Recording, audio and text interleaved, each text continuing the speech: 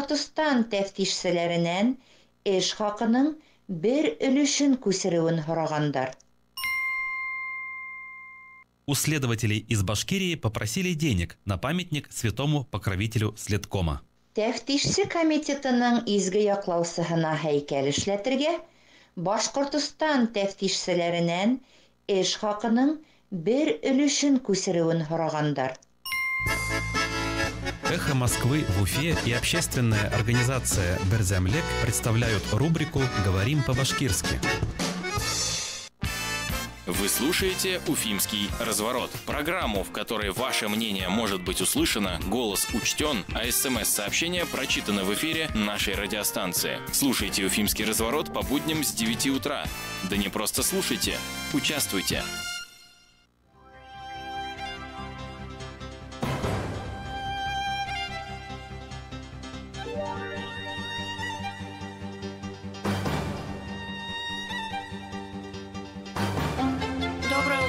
Здравствуйте, мы начинаем разворот на эхе Москвы в Уфе. Сегодня в студии Елена Черкова. Руслан Валиев, Александр Егошин за звукорежиссерским пультом. +7 927 304 10 51. Номер для ваших смс-сообщений, сообщений в Телеграм. А у нас запущены трансляции на Ютубе и на Фейсбуке. Нас там можно смотреть. Мы в прямом эфире работаем, так что принимайте в этом самом эфире непосредственное участие. Мы, как обычно, сегодня читаем прессу, слушаем отрывок из вчерашней программы «Персонально ваш», голосуем. Во второй части программы у нас будет гостья. Глава Госкомитета по предпринимательству и туризму Республики Башкортостан Римма Бойцова. Вновь назначенная, да, буквально на днях. Можете присылать уже свои вопросы и начинать. Предпринимательство и туризм, да, кого волнует? Вообще, в принципе, наверное, это должно волновать всех. Но вот и разберемся, на самом деле, каким образом государство может способствовать развитию или не способствовать развитию этих отраслей нашей экономики и жизни. Но это во второй части, а начнем мы с обзора прессы. Вот у меня материал, который заинтересовал на аргументах и фактах, в данном случае на сайте этого издания. Грязная, мелкая, без пароходов. Что ждет крупную водную артерию Башкирии? Что Маяковский какой-то. Практически. Грязная, мелкая, без пароходов. В преддверии весны, когда мы ждем паводка, всякий раз задумываемся о том, что у нас есть проблемы с водными артериями, прежде всего с Белой, которая мельчает последние годы. Так вот, оказывается, значит, есть программа оздоровления Волги, которая называется. Соседний Татарстан, например, в рамках этой программы до 2021 года получит более 4 миллиардов рублей на очистку русла, на берегоукрепление и другие нужды для того, чтобы река была в полном порядке. Планируется построить 44 очистных сооружения, втрое снизить объем сточных вод и так далее.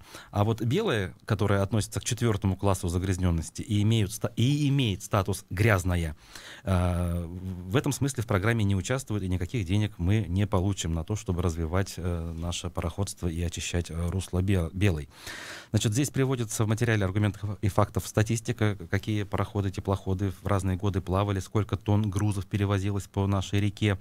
Вот. И приводится информация, что на сегодняшний день единственный порт республики, это Агидель, город, и порт одноименный имеет так называемый статус международного, то есть к Агидели могут приплывать крупные теплоходы класса река-море, то есть туда могут заходить даже океанские, видимо, лайнеры, что ли, которые заходят из морей в реки и доплывают.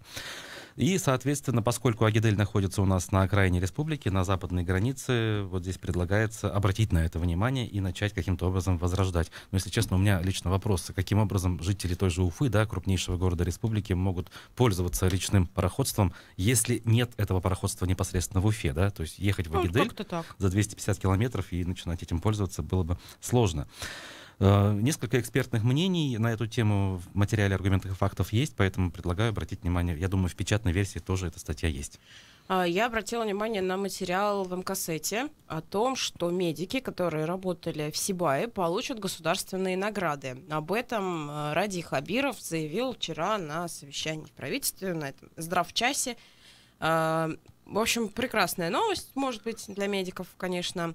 Он поручил Минздраву подготовить предложение о присуждении врачам, которые были командированы в Сибай, государственной награды республики. Сегодня, я напомню, медики должны вернуться из Сибая назад в Уфу, то есть те, которые из Уфы туда уезжали, потому что в начале недели глава потребовал, чтобы десант, как он это назвал, группировка врачей он это назвал, собственно, из Сибая вернулась.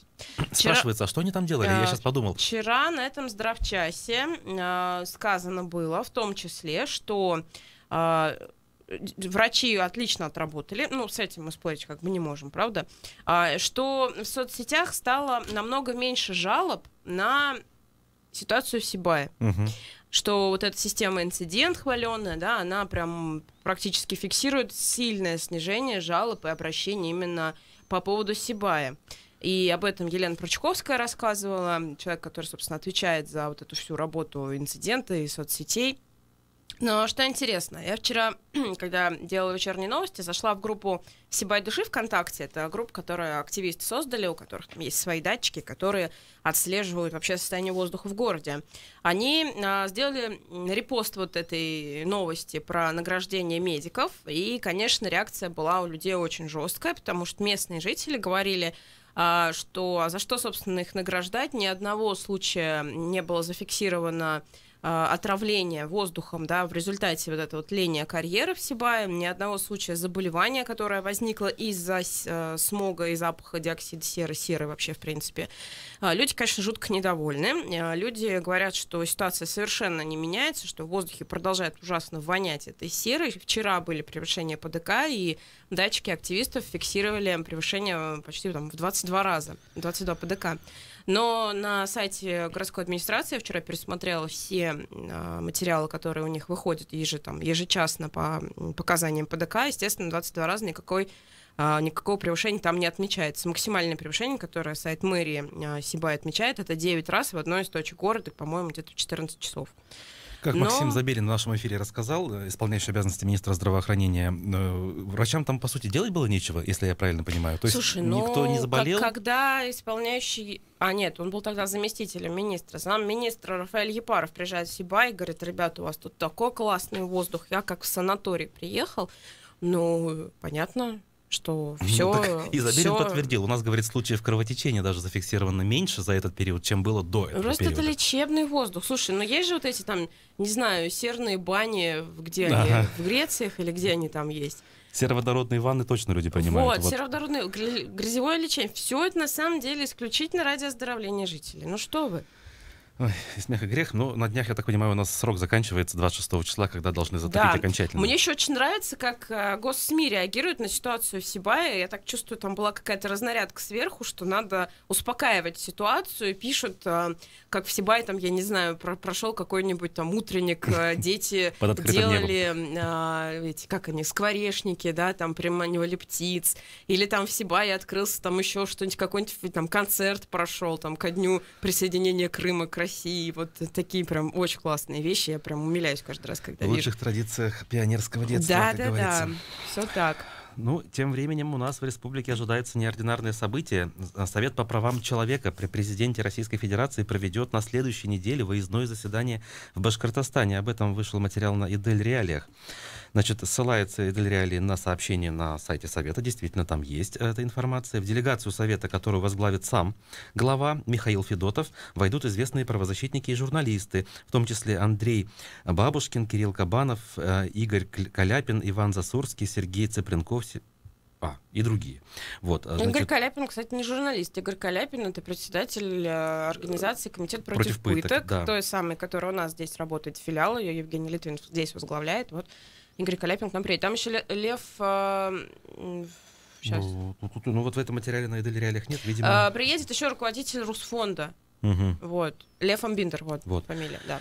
Даты с 25 по 28, конкретный план мероприятий пока не понятен, но я надеюсь, что кого-то из гостей нашего города мы в студии нашей увидим. Да нет, там на самом деле план понятен. Если на сайт СПЧ пройти, там есть достаточно подробное расписание того, что предполагается здесь делать. Я так понимаю, что делегация намерена съездить в Сибай. То есть у них есть, встреча с жителями Сибая в планах. Есть планы по посещению колоний СИЗО республиканских. Они также хотят встретиться с представителями общественных организаций, правозащитных организаций, и они, я так полагаю, что очень намерены и очень хотят встретиться с Радием Хабировым. Ну, по крайней мере, в планах на сайте СПЧ вот это все отражено. Наверняка, все-таки статус этого органа, да, получается, он довольно-таки важный. Ради Хабиров должен с ними увидеться. На Башинформе материал. В Башкирии ждут очередь на ЭКО более 800 женщин. По данным на 28 февраля 2019 года процедуры экстракорпорального оплодотворения ждут 846 женщин, из них 586 планируют классическое ЭКО, 286 ожидают операцию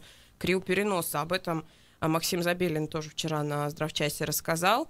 Процедура ЭКО проводится в рамках программы ОМС, Республиканским медико-генетическом центре она проходит, и медицинском центре «Семья», а также там еще в разных клиниках. В Башкирии 944,5 тысячи женщин фертильного возраста, проводится 2000 процедур ЭКО, эффективность достигает всего 40%. Ну, не знаю, возможно, это много, конечно, но, кажется, из 100% 40, в принципе, не очень много.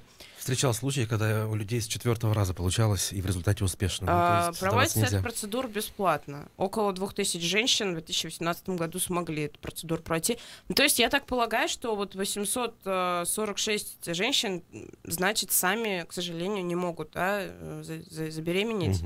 Интересно, а вот это как вообще, что на это влияет?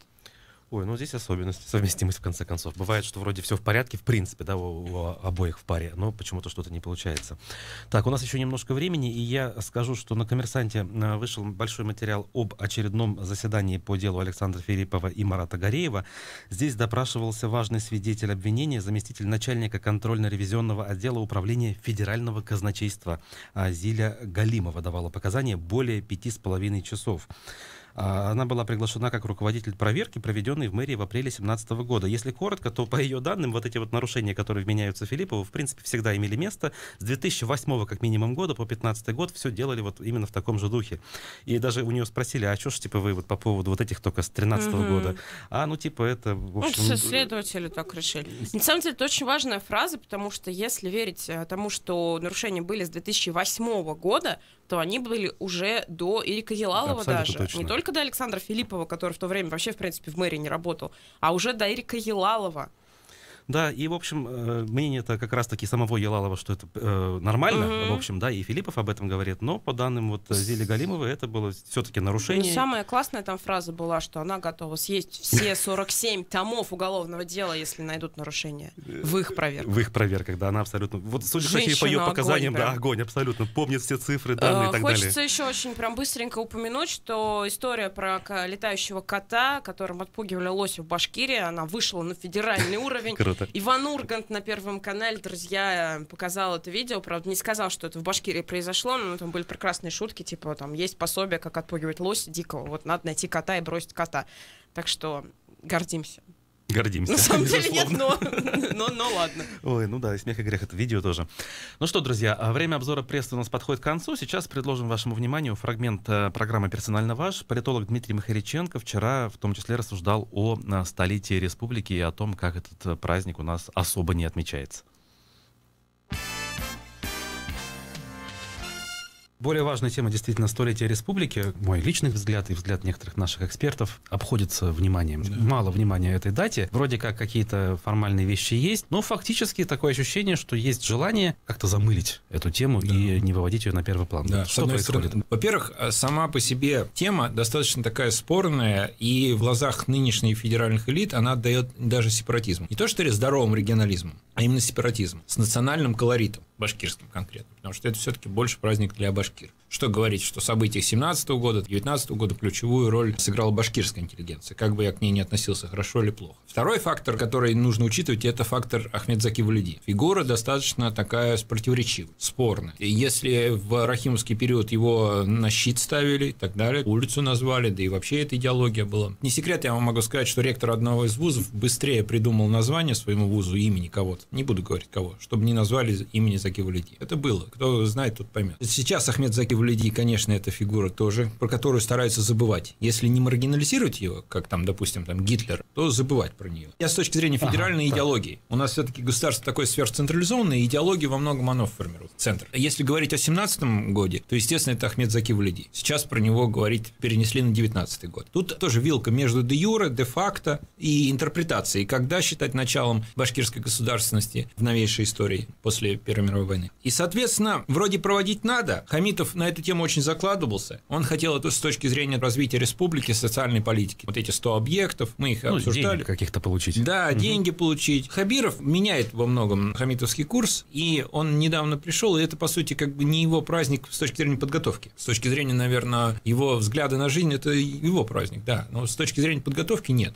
И, соответственно, вот эта вилка здесь, с одной стороны, вроде проводить надо, а с другой стороны, муссировать этот дискурс, обсуждать эти проблемы, которые могут проецироваться, которые актуализируют фигуру Валиди и других лидеров. Дополнительные вопросы какие-то скрываются. Да, это нежелательно. И вот мы получаем в таком заполированном виде этот праздник. На самом деле, тема привлекает внимание. Вот буквально за минуту до эфира звонили Бизнес Онлайн, это региональная СМИ интересная, да, достаточно, тоже вот этим вопросом задаются, почему так и так далее. То есть это достаточно актуальная тема. И вот так получается. В итоге башкиры, вот эти патриоты, такие националисты, можно в здоровом смысле, не только в здоровом, как Марат Кульшарипов, они недовольны. Я смотрел эфир с Азаматом Саитом, они к выводу пришли, естественно, все вали на Хамита. Очень слабо, потому что Саитов ведет этот эфир, говорит, Кульшарипов хочет сказать об исторической части, он говорит, давайте примем, что 19-й год – это данность. Я и, наверное, Марат Махмутович также не для того историческое образование получали, чтобы нам сверху указывали, когда что. У него же исторически обоснованные свои выкладки. Если предположить, что 17-й год уже позади, вот сейчас 19-й, вроде как отметить надо хоть какую-то дату. Понятно, что есть споры там по поводу ее достоверности, но хоть как-то отметить же надо, вот хотя бы с этой точки зрения. Если бы региональные власти, предположим, все-таки настаивали на том, что это для нас существенная дата, и нужно ее пышно отметить, хотя бы на уровне 450-летия добровольного вхождения, как у нас в 7 году отмечалось, пошла бы федеральная власть навстречу таким требованиям региональной власти, или все-таки всячески бы сопротивлялась? Думаю, сопротивлялась. И опять же, 2007 год, правильно у вас аналогия. Там Рахимов, который контролирует на тот момент милицию, я не помню, он контролировал или нет, но он все контролировал практически, суды и так далее. Естественно, федеральный центр должен ему оказывать некие такие вот политез в виде того, что все приехали, дорогу перекрыли, президент страны был, и праздник широко отмечался. Так там ведь и коннотация самой даты была другая, там вхождение, а тут выход своего рода немножечко из-под власти. Совершенно верно, и коннотация другая и так далее, но вот если отвечать на ваш вопрос, на мой взгляд, я думаю, что скорее все равно это сдерживалось бы. Конечно, у Татарстана, допустим, с которым мы сравниваем, у него больше в этом плане потенциала, больше прав сказать и так далее, но политика идет, их тоже достаточно сильно сейчас ограничивает в идеологическом смысле, культурологическом, историческом, на все свое вот это вот вето накладывается. Это был фрагмент программы «Персонально ваш». Вчера у нас в гостях был политолог Дмитрий Михайличенко. Вы можете посмотреть этот эфир еще раз на нашем сайте hmskaufa.ru в разделе «Программы», а также на нашем канале в Ютубе и на Фейсбуке. Мы сейчас будем голосовать, и, наверное, все-таки стоит поменять тему, но... Ну, давай, ладно, поменяем тему и отбивку послушаем лишний раз. Никитки пока нет, можем себе позволить ставить отбивки куда угодно. Слушайте, друзья, ну вчера была прекрасная совершенно новость. Благодаря коллегам нашим с портала ПроУФУ мы о ней узнали. Министр МВД, да, глава МВД Республики Башкортостан Роман Деев выступал на заседании в Курултае. Вчера было внеочередное заседание. И на этом заседании, ну, помимо того, что Роман Деев заявил, что ситуация в Сибай находится вообще под полным контролем, там все нормально, и сотрудники реагируют на все, как написал Башинформ, всяческие провокации заезжих московских политологов. Очень классная формулировка. Сколько же таких провокаций было? Молодцы. Видимо, каждый день там какие-то политологи заезжают московские. Ну, в общем, главным, наверное, прям событием выступления Романа Деева стало его предложение ввести штрафы за жалобы на полицейских и чиновников, за необоснованные жалобы на полицейских и чиновников. По его словам, вообще всего 7% от общего количества жалоб находят в результате своего подтверждения, а остальное расценивается как ложные доносы и подпадает под 306-ю статью Уголовного кодекса. Собственно, по этому поводу ведомство и реагирует. Давай сразу объявим номера для голосования. Давай. Друзья, если вы считаете, что инициатива Романа Деева нормальная, нет никаких проблем, то есть вы на полицию и так не жалуетесь, она хорошо работает, так что пусть вводят штрафы и все нормально. 262-72-47, это ваш номер телефона. Если вы считаете, что это ужасно, теперь полиция, точнее, полицейские стараются становиться все более неприкосновенными, и, соответственно, это может приводить к увеличению безнаказанности определенной, да, то есть к укреплению так называемого полицейского государства, то ваш номер телефона 262-72-48. Голосование. Процесс пошел.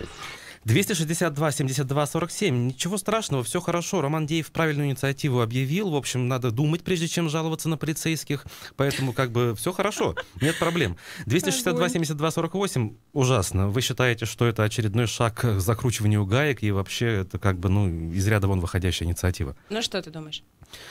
Ой, надо, конечно, тут разбираться, что на самом-то деле он имел в виду, потому что двоякие толкования пошли. Я вот считаю, что совершенно ничего страшного не было в том, что Роман Деев сказал. Более того, просто его невнимательно слушали. Смотрите, он говорит, у нас 7% находят подтверждение, остальное не находит. И то, что не находит, подпадает под статью Уголовного кодекса. То есть 9 из 10 жалоб. Министерство МВД просит ввести административное наказание вместо уголовного. Друзья, они просят, наоборот, как сказать, более демократично подходить к этому процессу и смягчить все это. На самом-то деле, я думаю, что это даже здравое предложение, а министры просто неправильно поняли. Другой вопрос, вообще, может быть, на неправильные жалобы не реагировать? Не, извини, а вдруг на самом деле есть какие-то жалобы, которые реально необоснованные? Ну, так необоснованные, необоснованные. Напишите человеку, ваша жалоба необоснованна. Не надо писать необоснованные жалобы. За любое действие должно быть противодействие, правильно?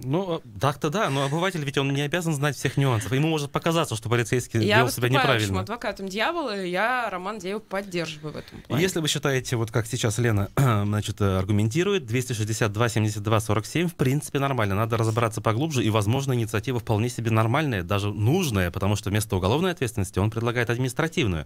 262-72-47.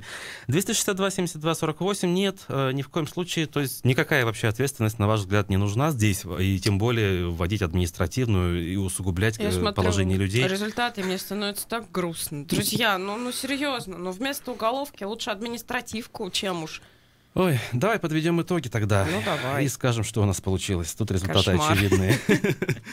Слушайте, 4% всего со мной согласны и считают, что идея здравая, 96% считают, что Роман Деев говорит какие-то страшные вещи. Стоит задуматься все-таки об уровне доверия к полиции, наверное, а не конкретно этой инициативе. Уходим на новости, вернемся после них с гостем.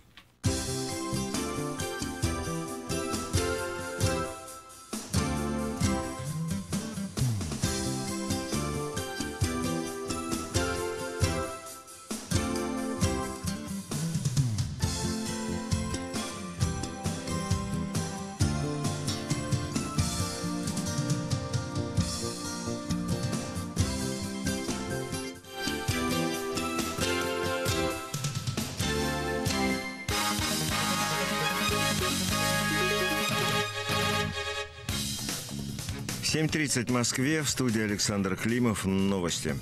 Саммит ЕС продлит дату Брексита до 22 мая. Для этого британский парламент на следующей неделе должен одобрить соглашение по выходу. Если Палата общин в очередной раз отклонит соглашение, крайний срок Брексита будет продлен лишь до 12 апреля.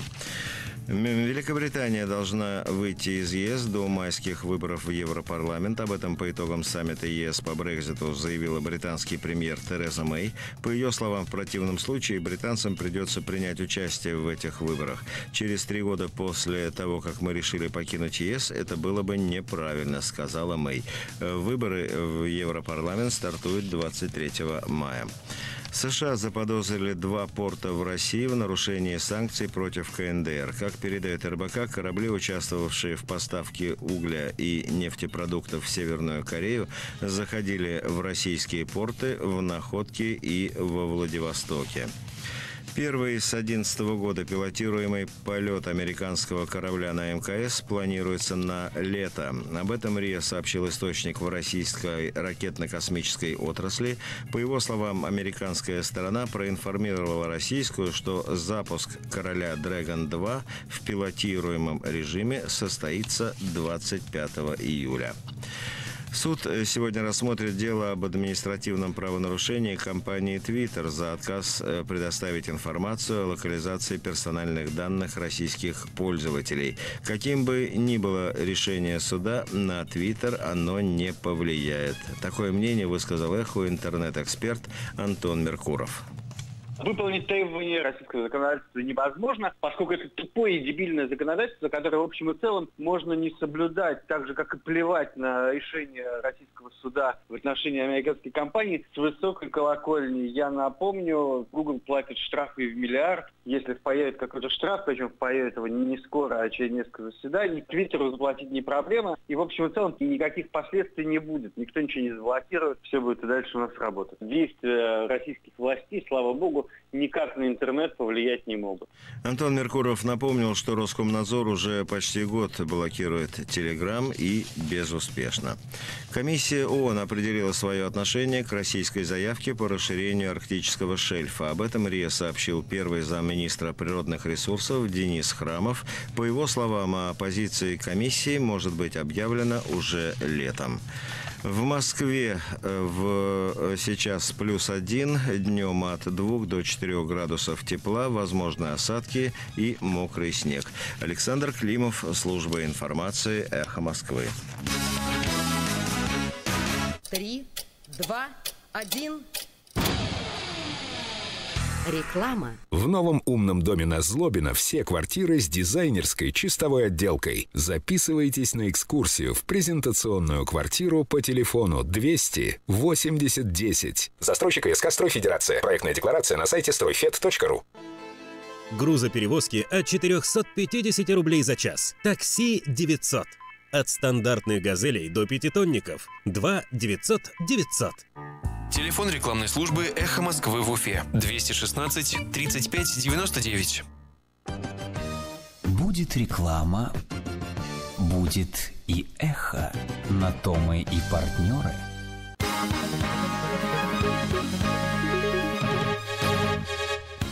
На Эхе в Уфе новости. У микрофона Елена Черкова. Здравствуйте. Кировский райсуд Уфы признал предпринимателя Рената Баимова виновным в распространении сведений, порочащих честь, достоинство и деловую репутацию руководителя благотворительного фонда «Изгелек» Рауфы Рахимовой.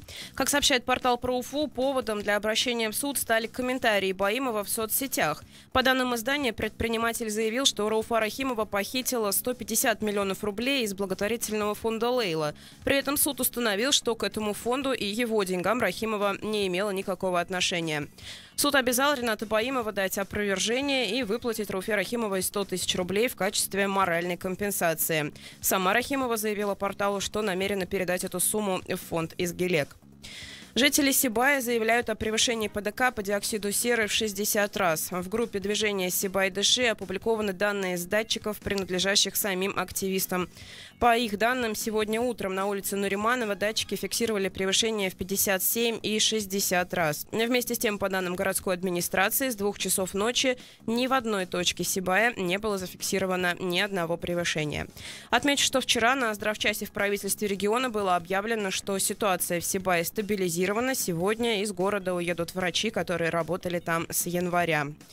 В Нефтекамске на следователя завели уголовное дело за вымогательство денег на канцтовары. Дело возбуждено по части 1 статьи 285 Уголовного кодекса «Злоупотребление полномочиями». Как сообщает Следком Башкирии, в апреле 2018 года следователь отдела по борьбе с незаконным оборотом наркотиков и оружия вел дело о краже 500 тысяч рублей. Обвиняемый вернул деньги потерпевшему. Передавая эти деньги, следователь рассказал потерпевшему о нехватке канцтоваров и бумаги в отделе полиции и предложил ему отдать часть полученных денег, цитирую, в качестве спонсорской помощи. Потерпевший оставил на столе следователя 20 тысяч рублей. В настоящий момент следователь уволен за совершение проступка, порочащего честь сотрудника органов внутренних дел. Между тем, источники «Эхо» в полиции, комментируя ситуацию, отмечают, что сотрудники часто вынуждены покупать бумагу и канцтовары на свои деньги. При этом, по словам собеседников, эти затраты не возмещаются руководством. И в завершении выпуска о погоде. В Уфе сейчас -2, ветер юго-восточный до 1 метра в секунду. Днем до +3 градусов и облачно. Елена Черкова, служба информации, «Эхо Москвы» в Уфе.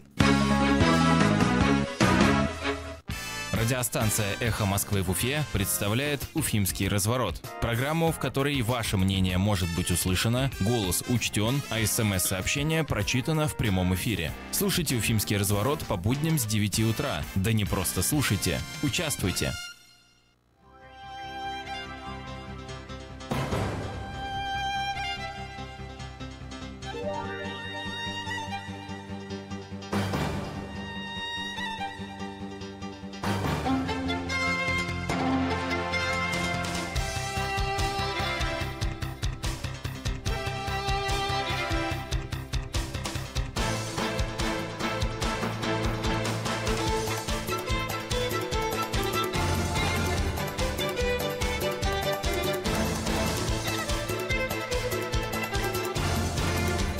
Продолжаем утренний разворот на Эхе в Уфе. Руслан Валиев, Елена Черкова. +7 927 34 10 51. Я пытаюсь наладить нашу СМС-машину, возможно, она заработает. Телеграм работает? Но Телеграм у нас работает, поэтому можно писать туда. Трансляции на Ютубе, на Фейсбуке у нас запущены, поэтому смотрите нас там. Тем более, что мы в студии не одни. У нас гостья, глава Госкомитета по предпринимательству и туризму Республики Башкортостан Рима Бойцова. Здравствуйте, Рима Юрьевна. Доброе утро. Доброе утро. Поближе. Предпринимательство и туризм всегда вот вызывают вопрос, да, почему эти две отрасли, скажем, нашей жизни, экономики, они вот объединены в один госкомитет? Почему их объединили именно эти? Вы знаете, когда я получила предложение возглавить этот комитет и села, посмотрела функционал комитета, в общем-то, тоже озадачилась. А почему вроде бы разные отрасли, разные сферы предложения совмещены в одном комитете? А потом вот для меня нарисовалась такая картина. Мы как комитет просто отвечаем вообще за такой как бы показатель нашей жизни, как просто благоприятная жизнь в нашем регионе. То есть это регион как благоприятный для ведения бизнеса и предпринимательства, так и регион благоприятный для отдыха. Таким образом, объединены как раз два направления, очень важные для наших жителей республики. Они могут и строить бизнес, не уезжая из региона, и могут отдыхать в нашем регионе. Скажите, а в других регионах также это практикуется, или это вот наше такое ноу-хау внутреннее, башкирское? Слушайте, но на самом деле объединение региональных органов исполнительной власти зачастую в разных регионах совершенно объединяет необъединимые вещи. Поэтому здесь, в Москве Госкомитет по туризму, он самостоятельный, отдельный. Его сейчас вот возглавила бывший руководитель ВДНХ, как раз моя коллега Екатерина Проничева. Где-то объединяются инвестиции, предпринимательство, где-то туризм и торговля. То есть по-разному. Самое главное, чтобы это было все для блага региона. Скажите, а вот развитие предпринимательства, это что? Это вот инвестиции, о которых говорит Ради Хабиров прежде всего, или это не только все-таки инвестиции? Инвестиции мы рассматриваем в рамках развития в целом региона. Если мы говорим о предпринимательстве, то в первую очередь развитие предпринимательства – это создание условий благоприятных для ведения предпринимательства в нашем регионе. Ну, например, о чем мы говорим?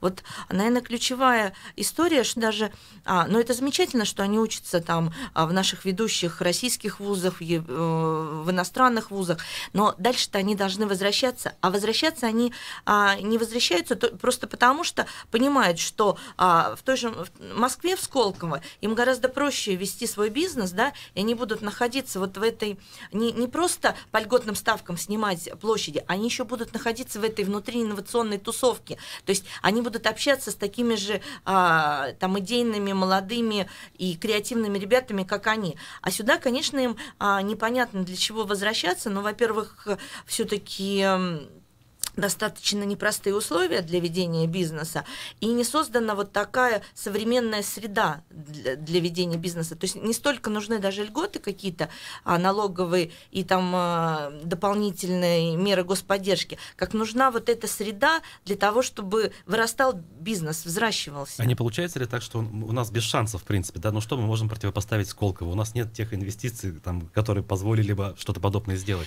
А вот я опять же хотела бы сказать, что, смотрите, когда мы говорим об инвестициях, это все-таки приход серьезных инвесторов и создание новых предприятий, это, как правило, крупные предприятия. Когда мы говорим о предпринимательстве, мы в первую очередь говорим о малом и даже микропредпринимательстве, то есть индивидуальных предпринимателей.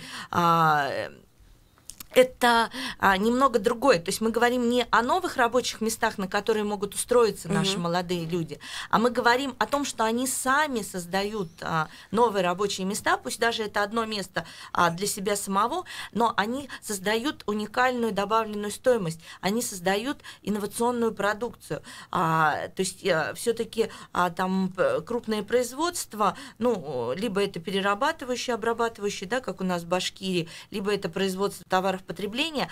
А вот когда мы говорим о молодежи, что создается в Сколково, это в первую очередь высокотехнологичные инновационные решения. Это как раз то, что меняет в итоге нашу жизнь, да, как мы переместились из 20 века в 21 век.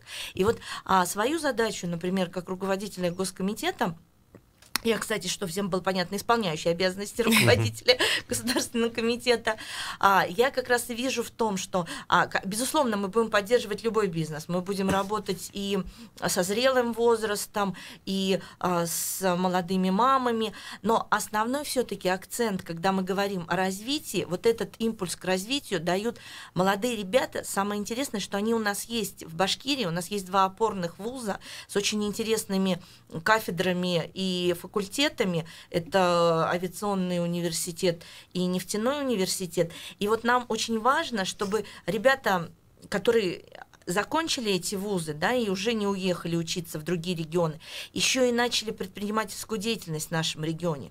Поэтому мы говорим о том, что мы такой вот ключевой акцент сейчас делаем на вопросе поддержки и коммерциализации научных разработок, которые проводятся как раз в технопарках при УГНТУ и УГАТУ. Посмотрим, какие решения сможем мы использовать для там, наших каких-то городских целей. То есть максимально организуем вот эту поддержку. Скажите, а вот Иннополис, который в Татарстане, да, это вот то, что, в принципе, должно быть и у нас, то, чего должен добиться ваш комитет здесь или нет? Ну, смотрите как, Сколково, Иннополис, в Москве еще несколько различных форматов, это и Технополис Москва, и различные там технопарки, и даже такие площадки, как дизайн-завод «Флакон» или Даниловская мануфактура. То есть форматов может быть очень много. Вот наша ключевая задача, над чем мы сейчас вот буквально эти 2 недели, которые работаю в комитете, мы чем занимаемся, то есть мы сейчас рассматриваем, как бы нам запустить вот эти площадки, фабрики будущего, да, как мы их называем, где как раз будет дан толчок для развития таких инновационных и креативных решений. Будет это в формате Иннополиса, да, то есть это очень большой и дорогой формат, наверное, как бы он не очень быстро развивался. Мы хотим сейчас более простые, может быть, не такие большие площадки создать, просто для того, чтобы ребята уже начали там что-то делать. Как бутылка в Новой Голландии, да, то есть старое здание. Да. Слушайте, а я вот знаю, что вы сейчас занимаетесь созданием коворкингов и такого большого центра именно для молодых предпринимателей, по-моему, где-то в Черниковке мне говорили. Что это за проекты? Ну, смотрите, как мы рассматриваем различные варианты. Мы не хотели бы сосредотачиваться только в центре Уфы, в южной части. Наверное, уже там всем известно, что планируется открытие дома предпринимателя в бизнес-центре Салават Юлаев. Мы смотрим еще несколько площадок, и пока на базе тех помещений, которые в собственности городской или там республиканской казны, мы сейчас хотим как раз создать вот то, что я говорила, фабрика будущего, да, то есть это площадка, где будут сконцентрированы и точка кипения оси, и бизнес-инкубаторы, и коворкинги, акселерационные программы, мы хотим запустить там. То есть сделать площадку, которая позволит в дальнейшем аккумулировать вот усилия всех институтов развития и различных инновационных проектов, чтобы получить синергетический эффект, чтобы выстрелить, поскольку Уфа очень долго была в отстающих вот в этом направлении. Поэтому наша задача сейчас максимально оживить вообще вот эту историю, да. Мы говорим не только о Черниковке, мы говорим, например, о создании кластера креативных индустрий, по примеру дизайн-завода «Флакон», причем мы с ними уже общались, они Уфу изначально рассматривали как перспективный город для развития такого проекта, поэтому готовы вписаться непосредственно сама управляющая компания «Флакон», то есть не просто мы будем по подобию создавать, поэтому сейчас проектов очень много, а идей у нас еще больше, наверное, там через месяц мы готовы будем уже озвучить какую-то конкретику, потому что сейчас смотрим площадки, разбираемся, насколько технически возможно, да, какие-то земельные, имущественные, возможно, вопросы, но уже у меня там команда креативных ребят собралась, которые запускали и в Москве в проекты, и в Крыму, то есть они настолько вот горят желанием сейчас что-то сделать в Уфе, просто вот на низком старте, только бы мы им подготовили площадки и условия. А с финансированием из бюджета не будет проблем? Смотрите, как у нас, во-первых, достаточно серьезное финансирование уже предусмотрено из бюджета. И на центр «Мой бизнес», и на коворкинги, и на бизнес-инкубаторы. Серьезные финансирование предусмотрено и на вот программы поддержки, мы их просто переформатируем. Мы уйдем от скучных просто таких лекций. Ну вот эти форумы всякие предпринимательские у нас проводятся, ШОС и БРИКС ежегодно. Не, ну ШОС и БРИКС, безусловно, мы будем проводить. Это ключевое мероприятие все-таки в нашем регионе. Такой, ну, фактически международный формат, да, носит оно. А мы говорим немного о другом формате, с которым будет работать сейчас Госкомитет. Это небольшие мероприятия. Это там такие мероприятия, как Дебат Найт, да, то есть фактически ночной клуб для инновационных предпринимателей. То есть мы хотим перейти к современным форматам работы вот в этом направлении. То есть крупные форумы у нас, безусловно, будут такие вот, как форум малого бизнеса ШОС и БРИКС, экспортный форум, но еще мы хотим вот все-таки спуститься к ребятам, говорить с ними на их языке и проводить вот такие уже как бы актуальные для них мероприятия. А кроме того, что просто собираться и поговорить, и там зарядить энергетикой, это, конечно, важно, да? Кроме этого, как это будет работать? Если человек сидит дома, да, уже что-то придумал, вот каковы его действия? Да, давайте расскажу. Вот смотрите, есть идея. Вот у любого там человека, даже мы не говорим об инновационной идее, просто у предпринимателя потенциального есть идея, но он не совсем понимает, как ее упаковать и как запустить коммерческие продажи. Для этого существует действительно вот эта понятная как бы система, которая уже опробирована, ну, в начале там за рубежом, сейчас в Москве реализована.